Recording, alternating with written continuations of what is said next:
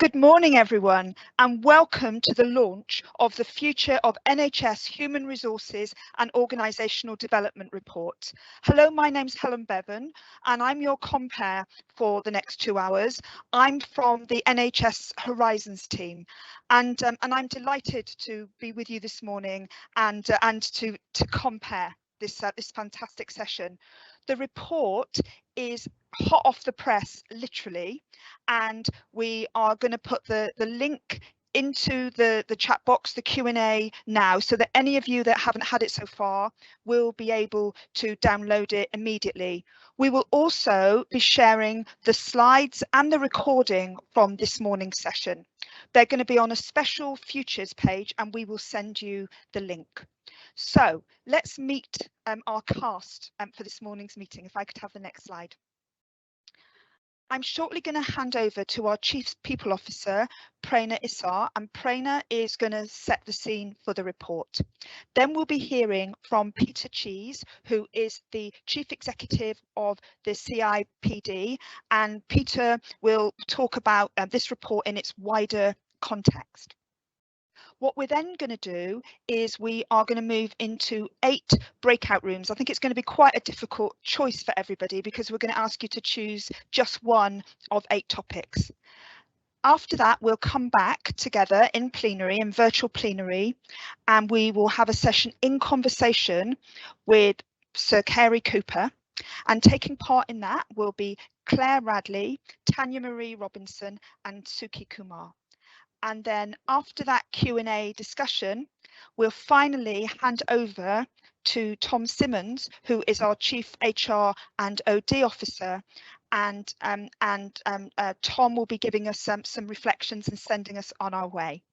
And just have a look at that as the agenda, if we can look at that now. There you go. So that's each of our speakers. Okay, so Prerna, then Peter, then we'll go into the breakout rooms, then we will have the in conversation with, and finally our reflections and close. So a lot to do, and I hope some really good content and interaction in the next 2 hours. So at this point, I'm delighted to hand over to Prerna Isar, our Chief People Officer, to launch the report. So Prerna, the virtual floor is yours. Thank you so much, Helen. Thank you, and good morning, everybody. Really great to be here. Welcome to the launch of the NHS Futures report.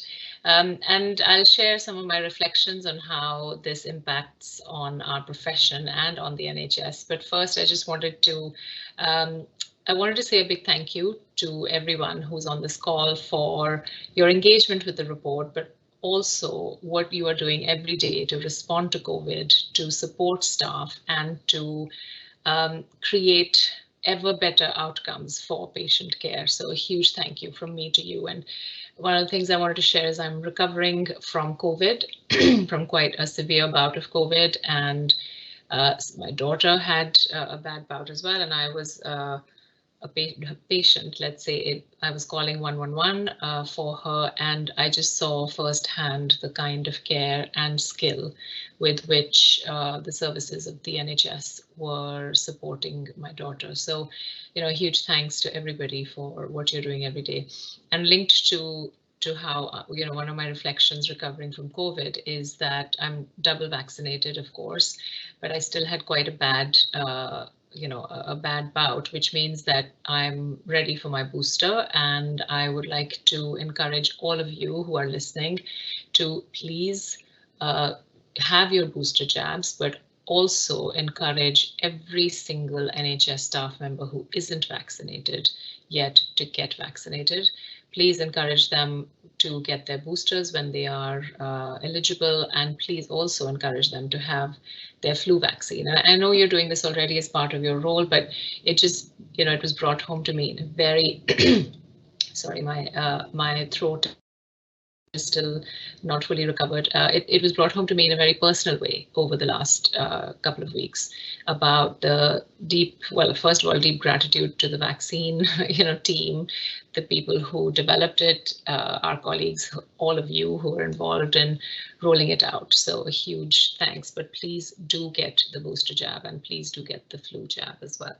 So I wanted to start by reflecting, when I joined the NHS, I was invited by the Royal College of Physicians to meet with them, and I went to their office and I was struck by the fact that they are, so the medical profession is a 500-year-old profession. It's just amazing, and they have artifacts, documents from 500 years ago, when modern medicine started in our country. And actually, it started in our country for the whole world. This is, our country is the seat or the origin of modern medicine, something so, to be so proud of. And so I saw that kind of connection, and they took me through 500 years of the medical profession's history and how it has evolved and developed.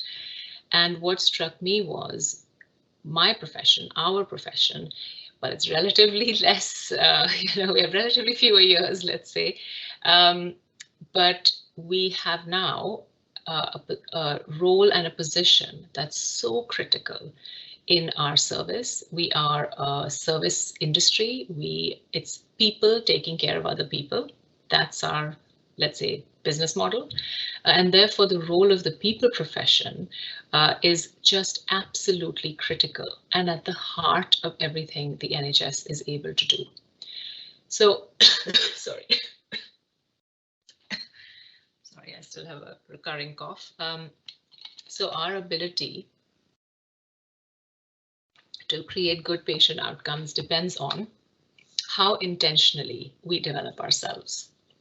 And if we look at that history of the medical profession and then the nursing profession, our service, which is 73 years old, and then our development as a people profession through that lens, it just gives us a sense of the rapid development of our profession, but also the need to keep in step with where the service is going. So here I wanted to share two things. One is, and it's in the report, if you haven't read it, well, you wouldn't have read all of it, but so many people have been involved with the report that I'm sure you have seen elements of it, is that the future of healthcare is rapidly changing. It's changing in front of your eyes, in front of our eyes, and you've been part of that change for especially the last 18 months to 2 years. So the future of healthcare is much more patient-centered. It's much more people-centered, and equally, it's much more digitally enabled as well. So there's a lot of fundamental and profound changes in healthcare accelerated by the pandemic that are, well, we're in the middle of them already. The second big change is the future of work. What does the future of work look like? And again, COVID has given us a glimpse into what that future looks like. And what we know is that the people profession in the NHS is at the intersection of the future of healthcare and the future of work. And that's what this report, with inputs from partners, universities, some of whom you will hear from after me, have helped us together shape how we want to play a bigger role, a more impactful role in both the future of healthcare and the future of work. We are the largest employer in Europe. So actually, if we pioneer changes that enable people to bring their whole selves to work, that enable them to create the best workplace in the world, where young people see their future in careers, where transformation and improvement is an everyday occurrence, where people have the freedom to speak up, we actually have that pioneering role. And as the largest employer in Europe, people look and should look to us to actually set the bar for what good people management looks like. So I'm really excited about that. I think we should take our space as the largest people profession in Europe, and let's create the space to become also the most impactful people profession in Europe, forward-looking, agile, and able to respond to the needs of our service. I have a couple more minutes left on the clock, so I had in my notes a couple of more things that I wanted to say. For the most exciting thing, I think, for our profession is that the service is ready for us to play this different role. It absolutely is looking to us to make more of the assets we already have. So the strengths of the people profession are many. Relationship with staff, relationship with staff representatives, the translation of what clinical care models mean for the workforce, the ability to respond really quickly, which has been just incredibly impressive, especially in the last 18 months. So that all of those strengths the service has seen in kind of sharp relief during this time. And equally, the service is ready for us to take, to seize the opportunities that are coming our way as well. So how do we, for instance, use technology to enable our people to feel like we are seeing them as individuals? Where we're not seeing them as a homogeneous group of people, whether that's, technology, whether it's our policies, it's how we are interacting and making space in a workplace for different people to bring all of themselves to work. And that is, the service is ready for it. So I guess I'll close by saying we are pushing on an open door. We're at a different space around the table, and we can do a lot more with the resources that we already have. So I was asked this question at the HPMA discussion, to implement the Futures Report, do we not need lots more resources? Where is the funding coming from? And what I will say is that we already have a lot of assets and resources that we can do more with. That's one. The second is that we can influence leaders in our organizations to invest in people, whether that's supply, whether that's transformation, whether that's health and well-being. We can influence our leaders to do that. And then the third is there are some aspects that do need, so let's call it external funding. So whether that's from government or centrally, and that also we're working on. But there's 2/3 of what we all feel we need to do as part of the report recommendations that is absolutely in our hands to lead. So if I could share one thought, it would be take the space. As the people profession, take the space to create the kind of workplace that we all want and where we can provide the best patient outcomes to people. Thank you so much. This is really exciting moment for me. It's a real privilege to be the Chief People Officer for the NHS. And yeah, this is a career highlight really to launch this report. Thank you. Thank you, Prerna, so much.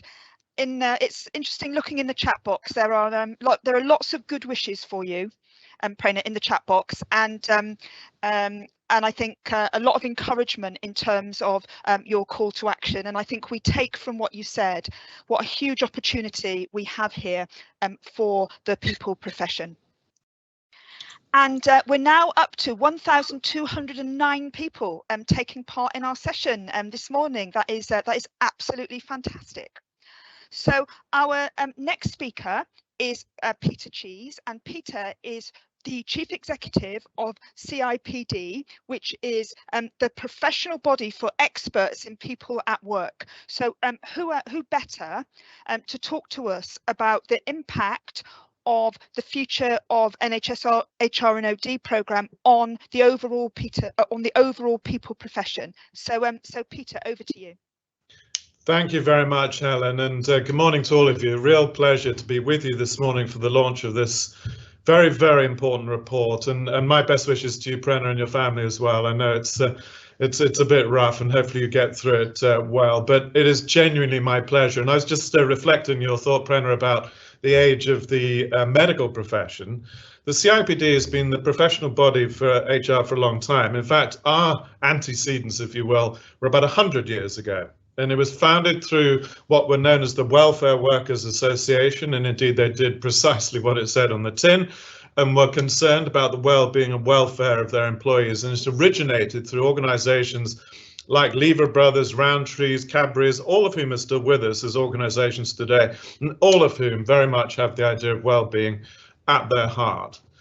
But I was asked to give some comments and thoughts on this from a sort of outside-in perspective. I'm very proud to say that as the CIPD, we've been involved in supporting Tom and the team and Prena on the development of this report from the beginning. And we are very much looking forward to partnering, indeed, with all of you to help build some of the capabilities that Prena's touched on. But we are, without doubt, at a really exciting point in our profession. I talk a lot about us being at an inflection point. Many of the big trends that have been driving work over the last 10, 15 years, technology and digital change, social and demographic change, which we talked about a lot, even geopolitical change, other things of that nature, have really come into a much stronger and sharper focus through the pandemic. So, as so often happens during a time of crisis, a crisis absolutely emphasizes the things that are most important to us. And what I've seen very consistently across organizations everywhere, and indeed you've heard Prena talk about it in the context of the NHS, is putting people front and center of our business agenda. And you sort of think, well, why weren't we doing all of that before? And yes, I think there's some cases to be made as to why we weren't doing more of these things before, but there is no doubt that that is what is now emerging through the pandemic. And of course, all these debates now about attraction and retention of talent, and all the job vacancies, about questions of well-being that is so fundamental to good people outcomes, and inclusion and diversity have all been greatly emphasized during this time of the pandemic. So the timing of this report in support of the overall people plan for the NHS could not be more important. And what is interesting to me to reflect on this are the 8 big priorities that are called out across the people plan and across the HR and OD research report, is they absolutely resonate with what we are seeing across the profession in all sectors. So as the CIPD, as the professional body, we have over 165,000 members and a very big community that we engage with beyond that. And we, of course, engage on what are the things that people are seeing which are emerging, which are important to us all.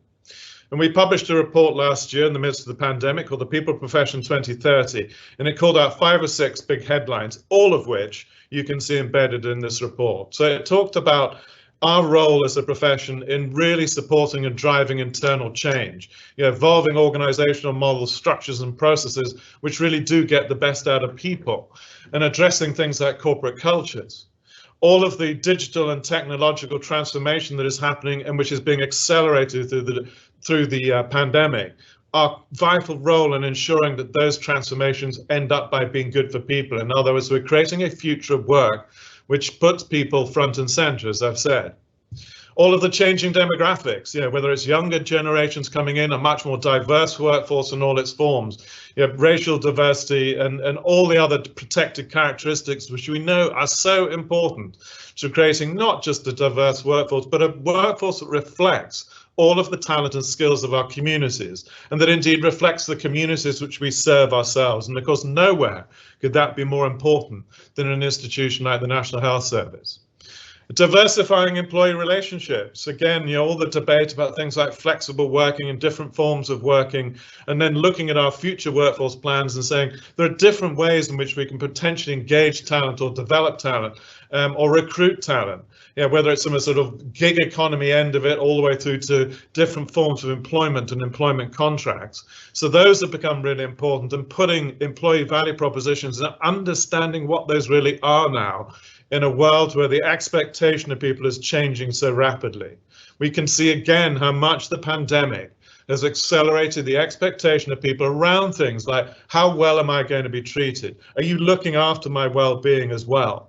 How much can I be supported in terms of flexible working, which not only is good for my well-being, particularly as it can help me balance things like my work and home life demands. But of course, also how you're treating me and how I'm working in a safe environment where my difference is part of what creates common goals and what's important to us all. And we're all respected and we can speak up in terms of a safe culture. And then finally, all of the ideas of what's being talked about now is sustainability. And sustainability, we know, is everything from people and cultural sustainability in the ways I've already talked about, through to environmental sustainability. And I don't have to remind us all about COP26, of course, recognizing and reminding us that, again, although we've talked about the pandemic and that was a truly human crisis, we're also in the midst of environmental crises and other things as well. So sustainability has all these different dimensions to it, and we have such a profound role as the people profession to play in all of those things, changing behaviors, building the skills and capabilities of our organizations and our leaders at all levels to deal with these sorts of challenges, and therefore driving towards more purposeful and responsible businesses. And again, the NHS represents purpose in such a true form, and that is a very big part of what attracts and retains, as you know, people into the profession. And into the NHS. But at the same time as we're doing that, we've also got to ensure that when they join us in the NHS and they work under the kinds of pressures that we can see are still so strong right across the healthcare and social care systems at the moment, that we are doing all we can to support them in these times of need. So as I said, it's really good to see in the report all of those areas are called out across the 8 different areas. They're all in there: inclusion, employee experience, the talents of all, harnessing all the skills and capabilities of our workforces everywhere, digital enablement, change and innovation. They're all new ways of working and workforce planning. How do we really think about the future of our workforces and address the long-term systemic challenges of resourcing across a very high demand sector of health and social care? So they're all in there, which is really, really encouraging to see. So the final thing then are the things that Prenna's touched on. How do we build the capabilities of the people profession across the NHS to support this agenda? And therefore, not just enhancing capabilities, but how we create cultures and operating models, also increase collaboration across boundaries and the use of collective resources. These are things that every organisation, of course, is looking at, and therefore there are many things that we can all learn together. So I would say in closing that, as I said at the beginning, that I'm absolutely thrilled to be not just part of the launch, but hopefully part of the journey that you're on as the people profession across the NHS. As your professional body, we want to really partner with you to help to build the capabilities, to help to bring the outside in as well, to recognise what we can learn from other sectors and other organisations that can really work within the NHS as well.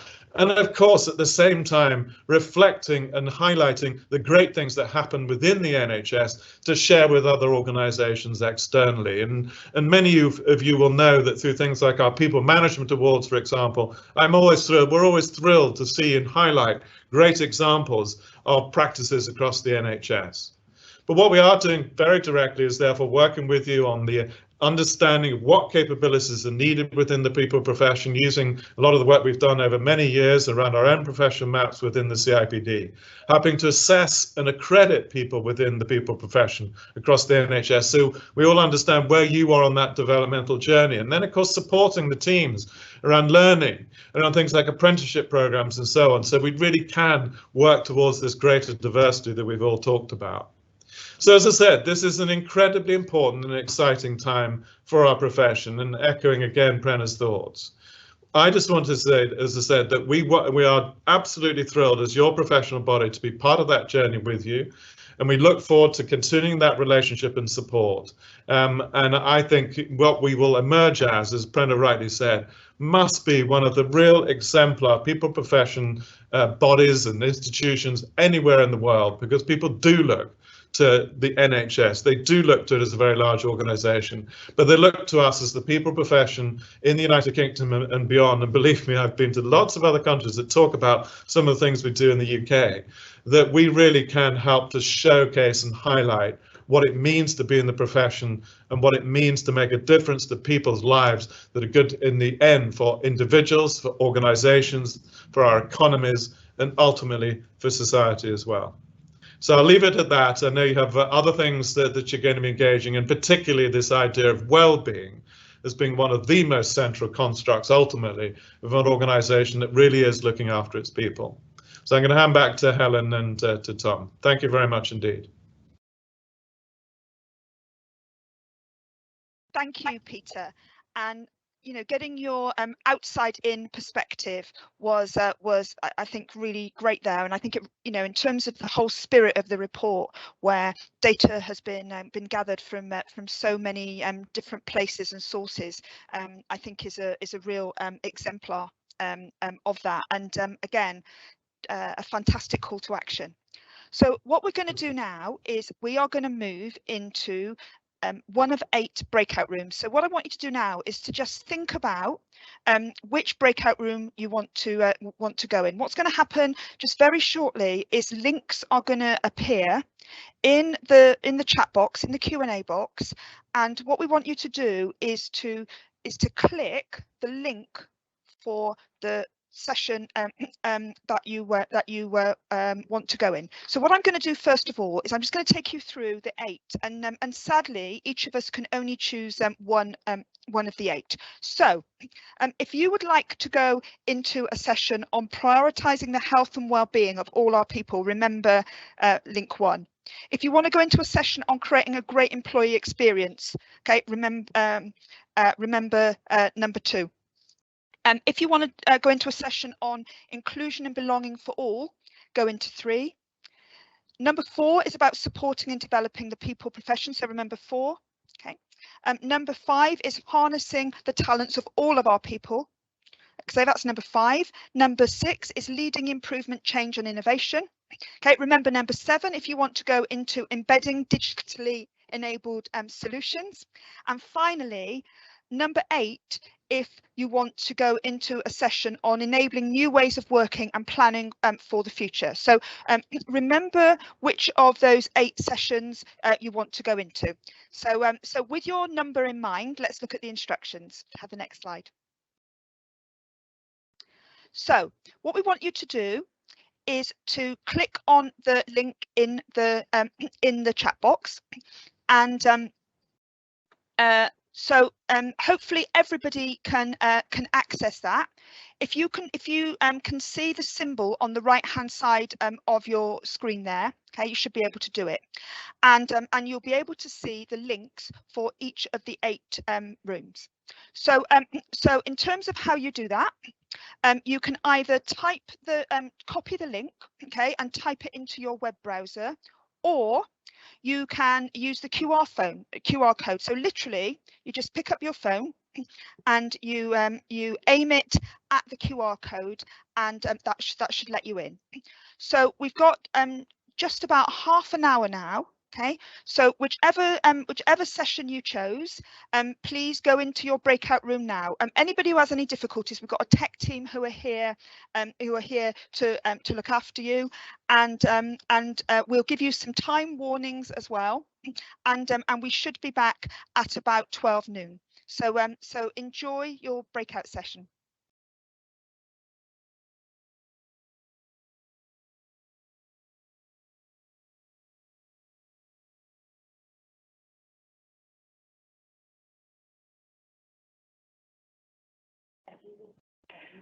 Helen, we've just had a we've just had a request for you to just list through the breakout rooms. So I'm just going to move them back. If you could just repeat them to some of our audience. Of course I will. Of course I will. Thank you. So we'll just pop back one slide. Sorry. There you go. There you go. So hopefully everybody can see that, and I'll just read them out again. So if you want to go to number 1, prioritising the health and well-being of all our people, with Steve Lee and Dr. Claire Radley, that's breakout 1. Number 2, in creating a great employee experience, with John Drew and Nicola Plum, that's room 2. Number 3, ensuring inclusion and belonging for all, with Jenny Douglas Todd and Terry Roberts, that's in room 3. Number 4, supporting and developing the people profession, with Raujin and Kevin in room 4. Number 5, harnessing the talents of all our people, with Jacqueline and Lisa, that's in room 5. Number 6, leading improvement, change and innovation, with Jackie and Julie. Okay, so if you want that one, number 6. Number 7, embedding digitally enabled solutions, with Ronke and Amanda in room 7. And finally, room 8, enabling new ways of working and planning for the future, with Indiana and David in room 8.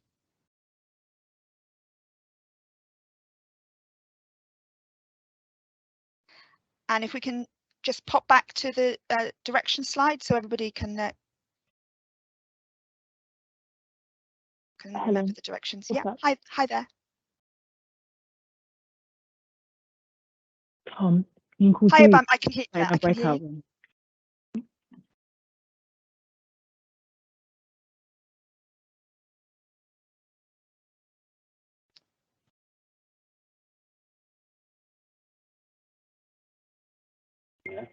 Okay. Hi, Helen. I know some people are saying that there is issues with the firewall. So what I'm just going to do is I'm going to copy and paste the link for the meeting into the chat box. So if people are having issues with the firewall, they can also just join by clicking on the link that's in the chat box. Yeah. So a few different ways to do it. Let's go back to the. Can we just pop the slide on how to get into the session? So you can try linking. You can try clicking on the link in the chat box. You can type the link into your web browser, or you can use the camera on your phone and just literally scan the QR code. So lots of ways to get in.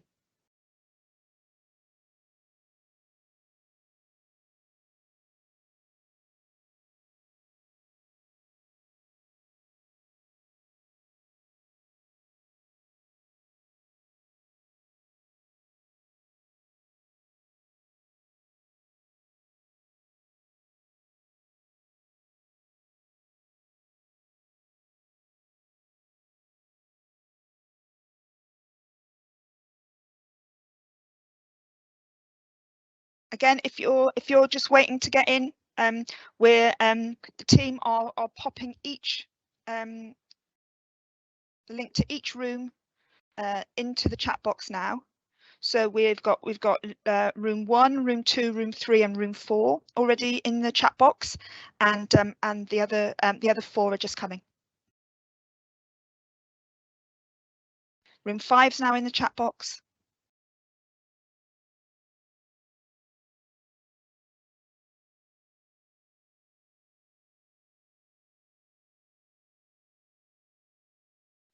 Room 6 is in the chat box.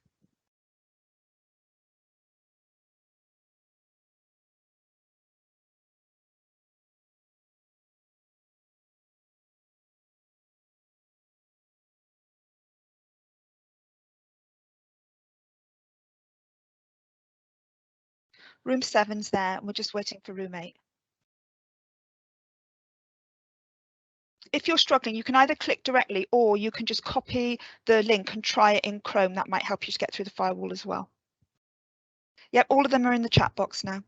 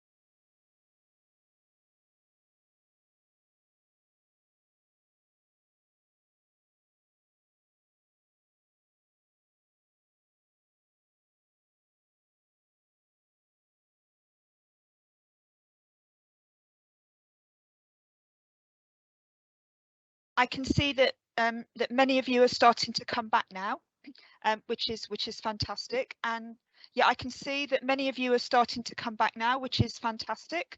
And we'll just be starting again when everybody comes back in a few minutes, and we'll be having the conversation with Professor Sakari Cooper. So just bear with us for 3 or 4 minutes. And, you know, while you're waiting here in the room, what you might want to do is to think of some questions that you want to ask our panel. So while we're waiting, please do think of some questions that you'd like to ask and pop them in the right-hand box on your screen. And we'll be starting again very shortly.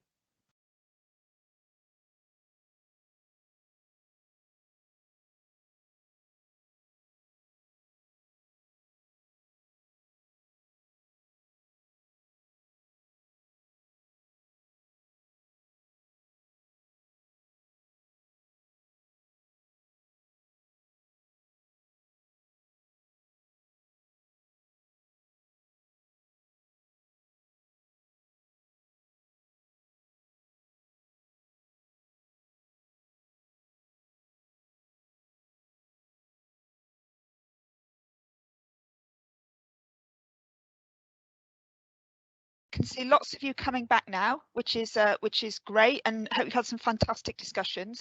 We're just going to be starting in a couple of minutes in conversation with Professor Sir Kerry Cooper, who I can just see has popped up on my screen. Hi Kerry. Just to say, we're just waiting for everybody else to come back, and in the meantime, if you've got some questions that you'd like to ask Kerry or our panel, please add some questions now into the question answer box on the right hand side, because it'll help us to have a great conversation. So we're just waiting for a few more people to join us, and then we'll start again.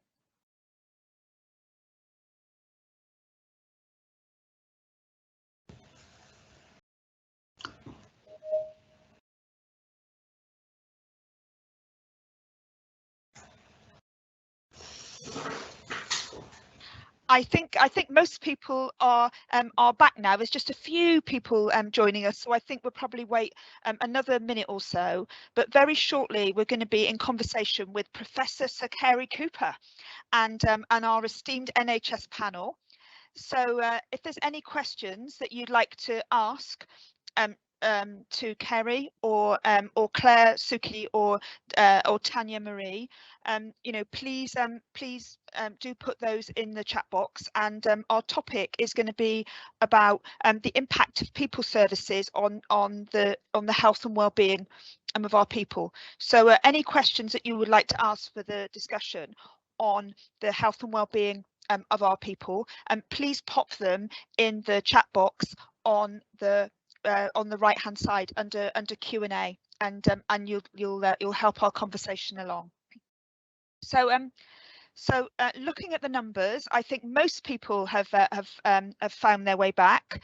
We went for a quick pop around all the breakout rooms, and there seemed to be some very good sessions going on. So I hope that everybody had a really good, helpful and valuable experience in the breakout sessions. I think what we're going to do now is we'll start our conversation. So we all know that recovery is a key priority right now, and health and well-being plays such a major role in this. And you know, both our speakers before we went into the breakout rooms, I think, stressed the importance of health and well-being.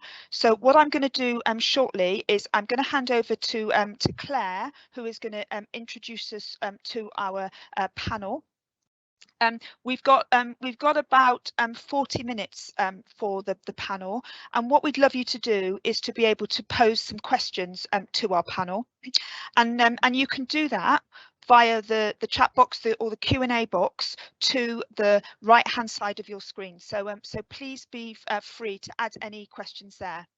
And what I'd like to do now is I'd like to hand over to Dr. Claire Radley, and Claire is the Director for People at the Royal United Hospitals Bath Foundation Trust. So Claire, over to you.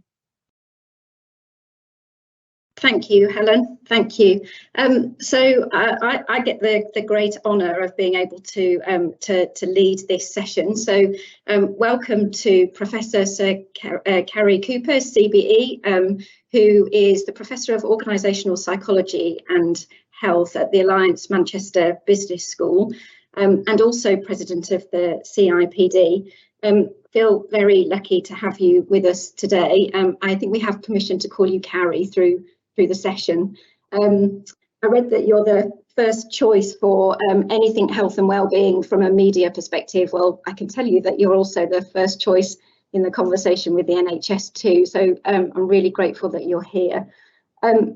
You barely need introducing, actually, given how many people I've spoken to who are already familiar with your work and your research and your publications. So, and that's not just amongst the HR and OD community, but much, much wider too. So, Carrie, I know you've got a background as a psychologist, many years experience on management and health and wellbeing, and the role that individuals and organisations can play in the health and wellbeing agenda.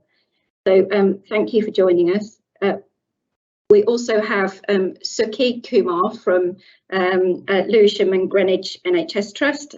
So we're going to be hearing a little bit from Sukhi too, and Tanya Marie Robinson as well, who's a senior HR and OD professional development lead.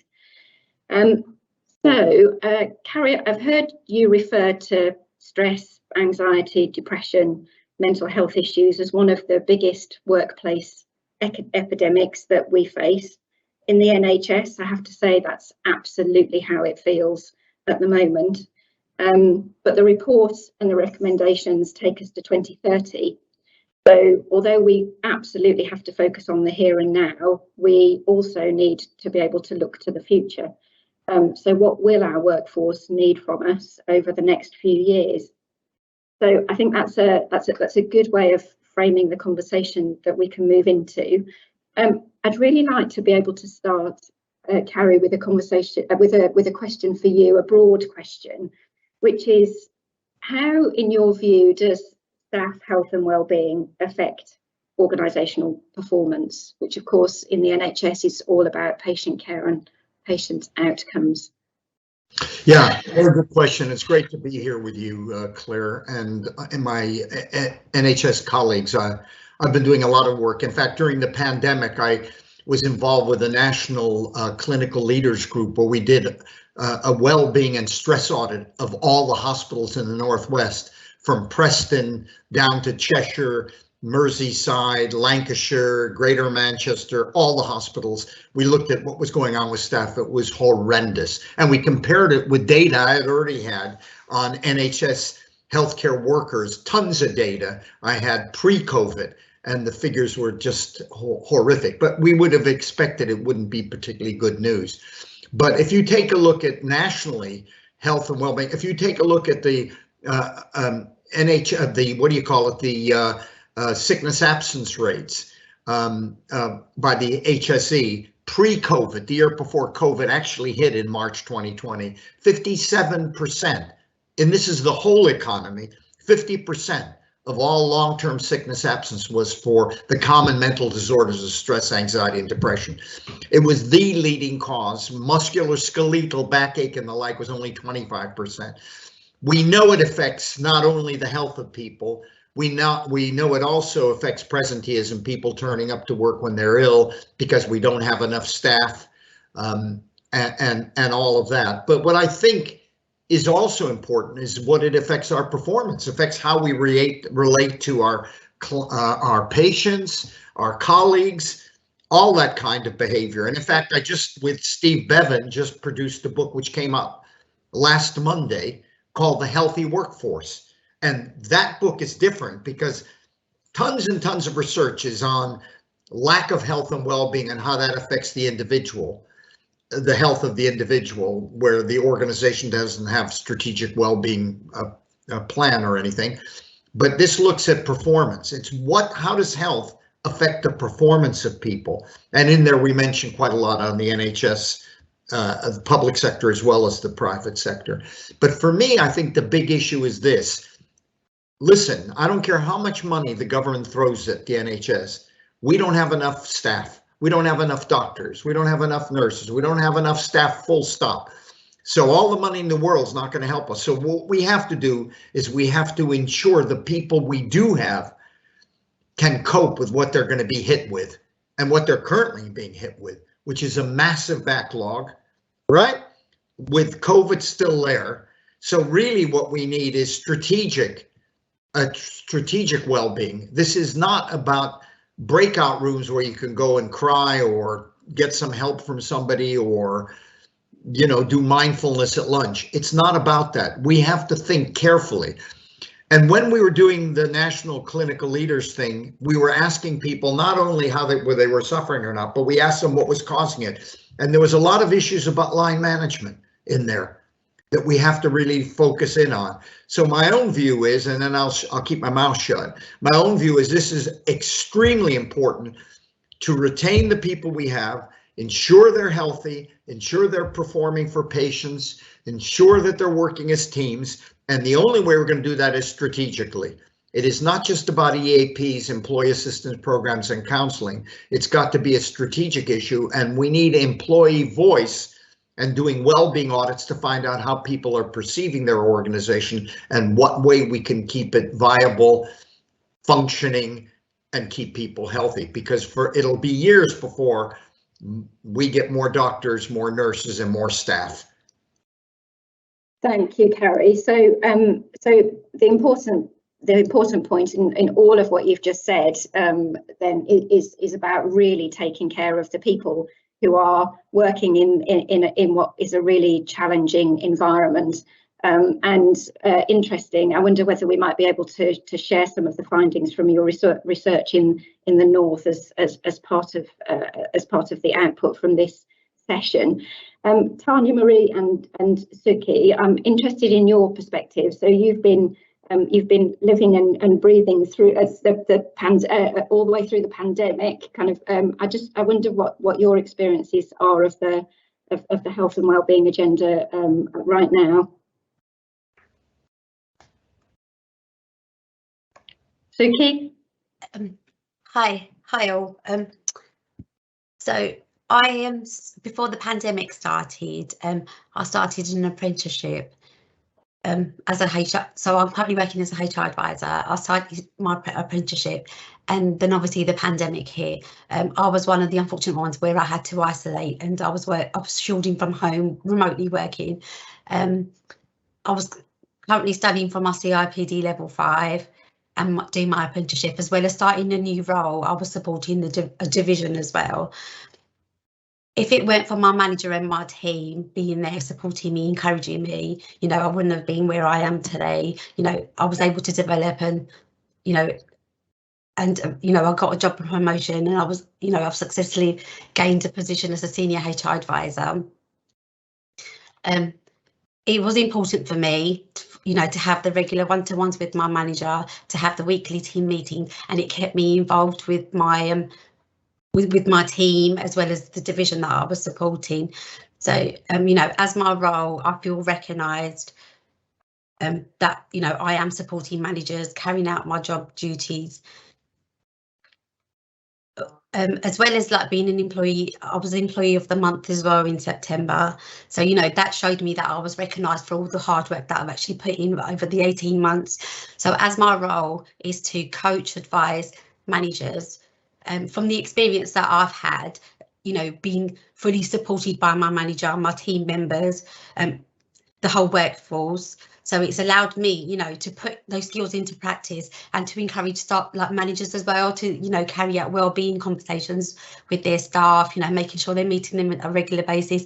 So it's really important, mental health and wellbeing. LGT are doing great things, over the COVID pandemic, in order to support staff. They recognise staff wellbeing, so we appointed wellbeing champions, mental health first aiders, employee relations team were encouraged to take part in those training courses. I can say that I was amongst them, and I was able to gain a first aider training qualification, so I can use that to encourage managers to take supportive action in supporting their employees. Thanks, Suki. So one of the things that you've just described is also having a really good line manager who supported you through this time, both in terms of your health and wellbeing and your and your development. So given that line managers have such a big impact on individual employees, Carrie, I wonder if you could guide us on what you think is likely to be a really effective intervention that would enable line managers to be as we would like them to be in supporting health and well-being. Okay, even pre-COVID, I've run something called the National Forum for Health and Wellbeing, made up of 40 global employers, directors of health and well-being, HR directors, chief medical officers of major organizations. NHS executive is on it, by the way, as well. And we all said pre-COVID, and we've been running for 3.5 years about health and well-being. The line manager is the #1 issue we have. And even in the study we did in the Northwest, the line manager is an issue. So there are things I think we need to do about the line manager. #1, what we need in all line, people tend to be promoted in jobs based on their technical expertise, not their people skills. So we have 2 issues. One issue is the line managers we currently have in the NHS, right? From shop floor all the way up. And in promoting people in the future, what we need to do is we need to ensure there's parity between their people skills and their technical skills, right? That is really important. And we have to make sure we have more EQ'd line managers who have emotional intelligence, social, interpersonal. This is absolutely vital. But we have 2 problems. One, the future, when we recruit them from outside into managerial roles and we promote them inside, the parity between the 2. But what do we do with the current lot we have, right? And by the way, this is still a problem, and particularly now, scarce resources, demand is going to be astronomical to get the backlog up, to deal with COVID, which is still around, et cetera, et cetera. So what do we do with the current thing? And this is HR's function. I think HR should be doing an audit of every line manager they've got in their organization. And very simply, and by the way, this is happening in the private sector now. They're doing the same damn thing. And what they do is they say, what proportion, and HR knows this, within a trust, you know who are the good line managers and who are the problem areas, right? And then they say, okay, now those 30 to 35% are fine. We get very little labor turnover. We get they're good listeners. They got EQ. They recognize when people have unmanageable workloads. They put their arm metaphorically around the shoulder of their staff. They're there. They've got emotional intelligence. There's 40% don't. I mean, they're technically very good, but they don't have great people skills, but are trainable, right? You identify them and you give them training. Emotional intelligence training, resilience training. We need to do that with that crowd. The more difficult group is the 10 or 15% who are technically very competent, but maybe not trainable. And we have to acknowledge that reality and try to do something about that. And so I think, for me, it's what we do in the future about recruiting people so there's parity between their people skills and their technical skills, for sure. Just because somebody's a great nurse and putting them in a nursing management role, or a great physician, but they're not good at people skills, they should not be in a management role, or they should be properly trained for that management role rather than just getting promotion. So I think this is a big issue. But by the way, it's not just the NHS, it's a big issue outside, but it's very important for the NHS because we don't have enough people. We need every person now counts. In every one of our hospitals, trusts, GP practices, you name it. This is fundamental now, that we retain people, we don't burn them out, and that we have managers that actually are socially sensitive to all the needs and what's going on around them, and helps. And once we have that, by the way, once we have those kind of people in place, there's quite a lot of things you don't have to do then. Because you're preventing, you don't need as many EAPs, because guess what? The line manager is a listener, will be there, will make sure you have manageable workloads, realistic deadlines, and the like. Thank you, Carrie. And of course, one of the big themes of the report is about the role of line managers as people managers. So that's it's really helpful to hear you say that. The one of the things that I'm struck by, of course, is that the people who sit within the NHS people profession are also part of the system and are experiencing very similar pressures. Tanya Marie, I wonder if you might have a view about that.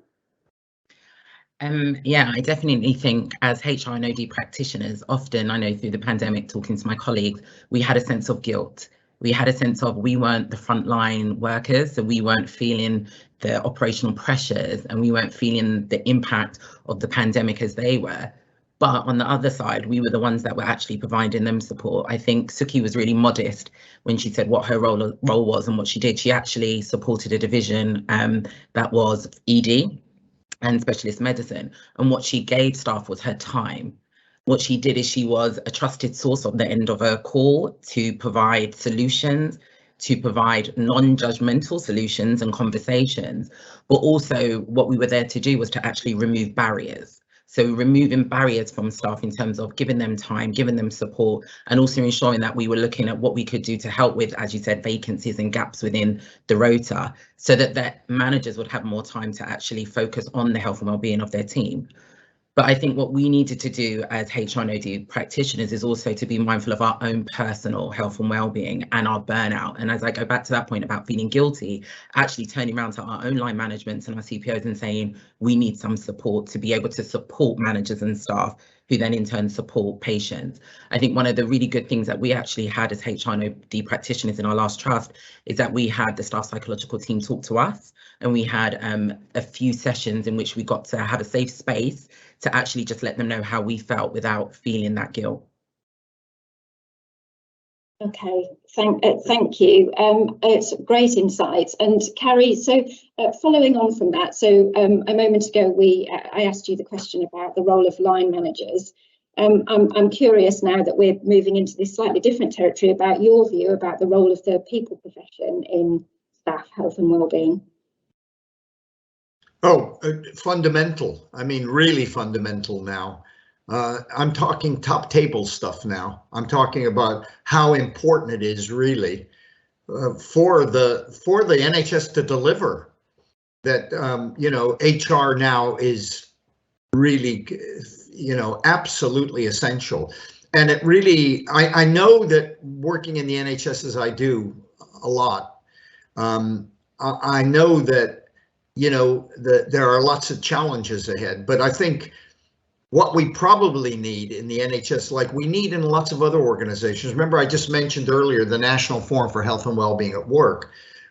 I've just had a recent meeting about how do we make sure that HR gets heard, and how important it is in the private sector that, you know, it's important there, given that we're going to have a kind of a mini recession, people are losing their job, we have Brexit, we have all that kind of stuff, that we have somebody who really takes full responsibility at a very senior level in every single trust. For me, on the board of all trusts, like we're thinking about the private sector now, we're talking about non-executive directors, that there should be one appointed whose role it is to do just employee health and well-being and hold the organization to account and get the metrics that tell us whether we're doing a good job or not. Whether this is a public sector body or a private body, this is important now. So for me, for the NHS, I would definitely have somebody, a NED, a non-executive type director at the board. I'd have somebody on the leadership team of every single trust in the country whose role it is to look at the health and well-being of people, because this is really important if we're going to deliver a good service to our patients. And we're going to keep people, you know, so we can prevent burnout, because burnout rates are already high. They were during the pandemic. They won't get any better as we try to fill the backlog. So I think we have to really see this as a big strategic issue now. And going forward. So for me, how do we develop a strategy? How do we get markers how do we get metrics that tell us if we're doing a good job or not? Because we need that feedback. All of us do in our jobs. Are we delivering? Do employees perceive? You know, what are the stress-related sickness absence figures? How's job satisfaction going? What do people think of the way in which they're managed, line managed, et cetera, et cetera? We need those stats, because if they're not good, then, and we have somebody on the board who's responsible for this, then they have to deliver and or hold the senior leadership team to account. Thank you. And actually, one of the things that many of us now do have on our boards are health and wellbeing guardians who are non-executive directors, and I think the proportion of the organisations who have that now is really very high. So it's good to know we're in line with your thinking. I just wonder, any other hints and tips from you, Carrie, about how we can really make sure that boards listen to the HR and OD practitioners in the organisation and really take ownership for the culture piece, which obviously is so influential in impacting health and wellbeing? Well, if you have these champions, many of them already on the board, that's good. That's good news, but they have to listen to them. But the only way you're going to do that is by collecting the metrics and saying, hey, you know, what we discovered is, you know, the stress-related sickness absence, say depression, anxiety, is just increased again. Why is it increasing? What's going on? What's happening? And it's not good enough just to say, well, look at all the demands on us, because all hospitals are having demands, but not all hospitals necessarily are showing a rise in burnout or stress-related illness. And presenteeism is also an important factor, because people are turning up to work. If they're turning up to work ill or job dissatisfied or whatever, they're not delivering to the bottom line. They're not actually helping patients. So we need the metrics as well. And the metrics will tell us how we're doing. And we need employee voice. And the way you get the metrics is getting people engaged. I mean, when we did the stuff in the Northwest, we got people engaged in giving us feedback on how they were perceiving everything around them. You know, yeah, we knew they were going to be stressed out, no question about that. But what were the causes of it? What were the things that we could change? You couldn't change the demand. Demand is there. The COVID demands, the backlog demands, they're there. But you could change how they're managed, the hours they work, where they work from, all that.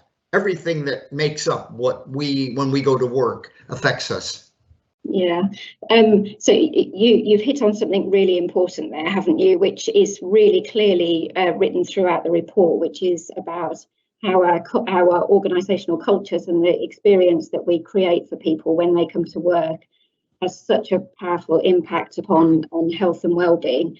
The diversity and inclusion agenda is written large all the way through the report. Tanya Marie, I just know you're interested in the equality impact assessment and the links with health and well-being. Do you want to say anything about that? Yeah, so thank you, Claire. So in everything that we do, I think Professor Carrie spoke about it, health and well-being being a strategic approach. So like we do with the equality impact assessment, we need to be ensuring that we're doing a health and well-being assessment when we're implementing or we're doing our workforce planning, when we're looking at a new policy. Everything that we do, the health and well-being of our staff needs to be considered. And I think when we're looking at our offering, it needs to be inclusive. So it's been really great to have, you know, various apps and webinars, but also ensuring that there's that face-to-face with our staff. So doing the short rounds, you know, doing time for tea, you know, our staff like tea and some biscuits and taking that time to have a conversation. But again, we also need to ensure that our approach is targeted and tailored, so it reflects what's going on in the internal and external environment. So as we did with our response to the pandemic, we did with our response to George Floyd and to Sarah Evans, ensuring that those conversations are being had with our staff in various forums so that they know that we are aware of what's going on and that we're here to support them. Thank you. Thank you. I'd like to take us back to a point that I made right at the very start, which is, of course, this report takes us to 2030. So whilst we have a responsibility to be dealing with the health and wellbeing issues right now, we also need to make sure that what we're doing is helping us fund for the future as well. Carrie, I wonder what expectations might be different with the different generations coming through into our workplaces. Do you have any sense of the types of things that we need to be preparing for with those generational differences? Yeah, I think that really is an interesting one, and I think we're seeing it writ large across the UK, not just in the NHS. And here's the big issue. The big issue is when you look at Suki Vander, a young woman, right, coming into the business and everything, we want to retain her, right? We need to retain the millennials, the Z generation. This is fundamental. And you know what they call this generation? They call them the snowflakes. And you know why they're called snowflakes? They're called snowflakes because employers see them moving from one job to another and think, wow, they're not really serious. They're not passionate. They're not committed. But the reason they move on is because they don't like the culture in the organization they're in. And I get this all the time at Manchester Business School where I'm at, where some past MBA student comes back. I said, oh, how are you, Janet? How you been? Are you still working for so-and-so? And Janet will say, no, not at all. I was there a year, couldn't stand them, dreadful culture.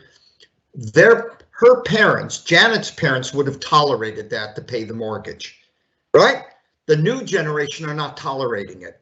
So there is a big important issue here. We have to retain people in the NHS. It's such an important, iconic institution for our country, for the health and well-being of all of us, that we need to retain that generation. If we don't create the right kind of culture, and I think Tanya Maria was saying that in a sense, if we don't retain the right kind of culture, the young people coming into it, whether it's in a big private sector company or the NHS, they will go because they want good balance, they want recognition, they want to be managed by praise and reward, not by fault finding. They want a manageable workload. They want to feel, they want to get recognition when they perform well. And of course, people who tend to come in the NHS and many public sector bodies are people motivated, not by money. The pay is lousy in comparison to the private sector. Come on, we all know that. They come in because they have a sense of purpose and passion. We can lose that from them, though, if we don't create the right kind of culture. They'll leave, just like other people are leaving. That generation is leaving in the private sector. So we ought to take note of this.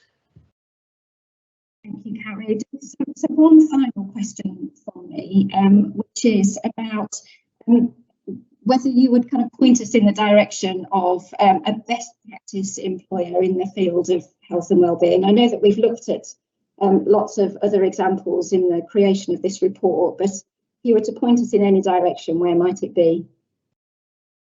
Well, there are good employers out there, really, that are taking this quite seriously. I know that I've done work. Well, let me give you. Can I give you a private sector example? Okay, there's a construction company called Mace. They're the ones who built Tottenham Stadium, even though I'm a Manchester City supporter, but they were a very good builder. They built Tottenham Stadium. They also are building, they're the main contractor for Euston Station, okay? I don't know if you know this, but you'll be surprised to hear this. The year before COVID, maybe it was 2 years before COVID, I went to a conference of Civil Engineering Institute. It was very interesting because they were providing figures for the construction industry. That year, 45 people died of an accident on a construction site in the UK, okay? But listen to this, 450 people who were construction workers committed suicide that year.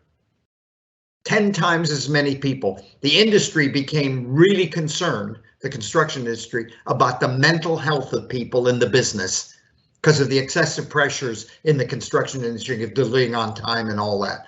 Okay, so they started to move strategically, and Mace decided they were going to do this and have a strategic plan that the SLT, chief executive, and his team would have reports to the board quarterly on what they were doing, like an hour report. And I've been there a couple times doing these reports myself. And what they were doing is thinking strategically by doing well-being audits of their employees, building a strategy up, and then doing interventions, but collecting data on how the intervention, what impact that intervention has, right? Does it increase the amount of, reduce sickness absence? Does it reduce accident rates? Does it, whatever it's attending to do, does it do it? And that's useful because you're not always successful. You do an intervention and you say, oh, well, it doesn't really work. We've collected the data on it, but maybe if we tweak it and do that, it will work this time. So that is the way it should be done. Where senior people, the board looks at it on a regular basis, quarterly, collects data on whether it's effective or not on interventions, and that's the way forward. In fact, that's a medical model approach. You don't want to walk into your GP practice with the GP writing out a prescription for you without even you opening your mouth, right? What you want to do is walk to that GP, you go, you sit down, that GP takes some your blood pressure, takes some bloods, and then does a diagnosis, i.e. this is about employee voice again.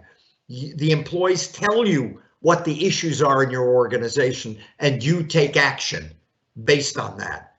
Just like collecting, like a GP would collect all the metrics, i.e.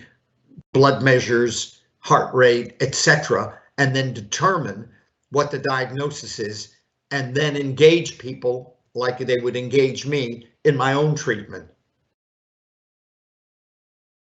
Thank you, Carrie. That's really helpful. It's been great to have you joining us. I know I'm about to hand back to Helen, who will then take us to hear from Tom. But I just wanted to say a really big thank you to you, and also to Suki and Tanya Marie for sharing your experiences and your insights too. So thank you very much, and yeah, thank you. Thank you very much, Claire. Really enjoyed it. Take care, everybody. Thank you. So would very much like to thank Claire for doing a brilliant job leading that conversation. Kerry, I think there were so many insights and nuggets of wisdom in what you said, and also to Suki and Tanya Marie. I mean, you're different stages of your career, but I think both of you role modeling the kind of future of people professionals in the NHS so well and powerfully. So we're coming to the end of our report launch now, and what I'd like to do finally is to hand over to Tom Simons, and Tom is going to give us some reflections and take us to the end of the session. So Tom, over to you. Thank you, Helen, and good afternoon, everyone, and thank you for navigating Teams, those that managed to get in the rooms and back out of the rooms. And I'm really delighted that we are here today and able to launch this report. And I remember it's been a big 2 years, for the profession. I remember at the beginning of COVID, I was the HR director at Chelsea in Westminster, and I remember driving along the South Bank on empty streets and past our Parliament building with empty streets actually, and preparing for wave 2 of COVID as well in an organisation, being part of what was happening in North West London at that time, and part of that professional community. And one of the, I think, staggering things to take from this report and this work that we've done is the kind of power of our professional community. And I say that, we say, well, who would think about the next 10 years whilst dealing with the largest health crisis the service has ever faced, stepping out into that space, been even more important than we ever were during a pandemic, and also leading a piece of work to think about what we need to do in the future. And I feel incredibly proud just to be part of that professional community. I also wanted to say a word of thanks, particularly to the profession as a whole, but the HRD and CPO community. I'm sure when Prerna was thinking who could lead this work, she got through all the other letters, and eventually she got to Simon's, and I was just the one that said yes at that point. And I've been incredibly well supported by chairs of HRD networks, the HRD advisory group, regional directors, just the community as a whole, both inside the NHS and outside. So I wanted to say that and give my heartfelt thanks. I hope that the report is different.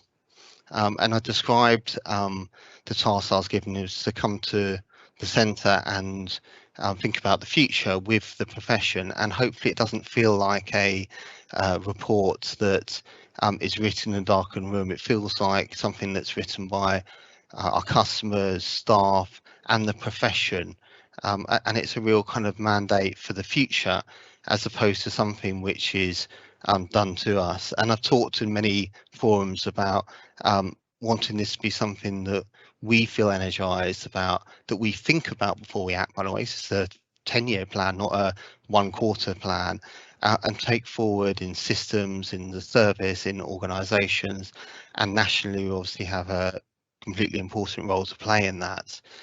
And I have an absolute belief that we'll be able to do that. But one of the, I think, most important elements of the creation of this report has been the fact that we've done it together. And it's really sort of drove home the point to me of the kind of power in our unity of purpose when we work and act together. What a force to reckon with, actually.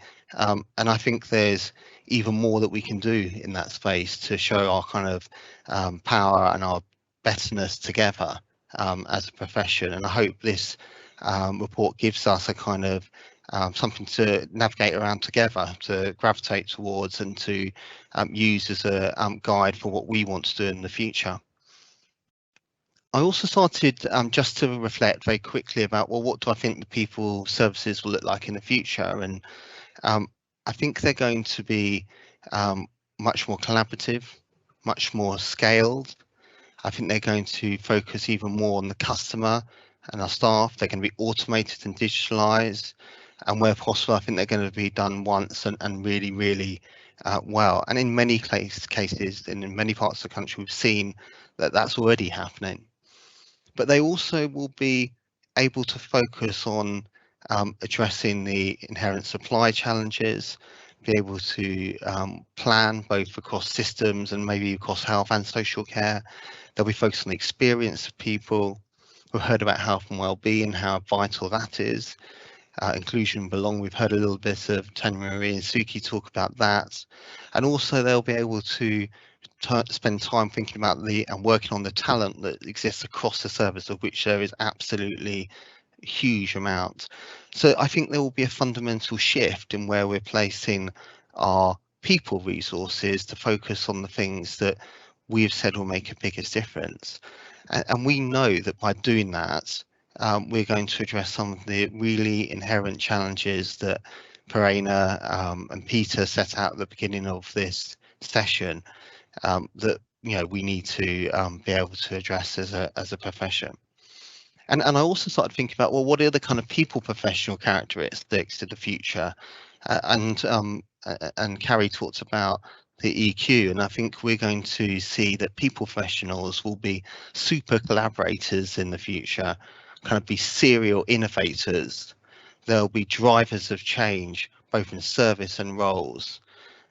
They'll be creators of brilliant experiences, and they'll care about their own development as much as they care about those outside the profession, not as a nice to have, but as absolutely key to delivering the capabilities that the service need in the future. That's really important, and they're the kind of characteristics I think we see widespread across the profession already, but we need to continue working on together. So I think the opportunity for the future is now. This report hopefully gives you the foundation to take that forward. I will do everything in my power to support you in doing that. And you will see the chat box, the link to the case studies, the futures site, the briefing packs. And I hope you will take the first step really the first thing I want you to do is to spend time reading it with your teams, your colleagues, your professional colleagues, and thinking what this means for the service as a whole. I'll end there and thank all of our contributors today: Tanya Marie, Suki Kumar, Peter Chi, Sakari Cooper, and of course, Prerna is our Chief People Officer for the National Health Service. Thank you. Bye for now.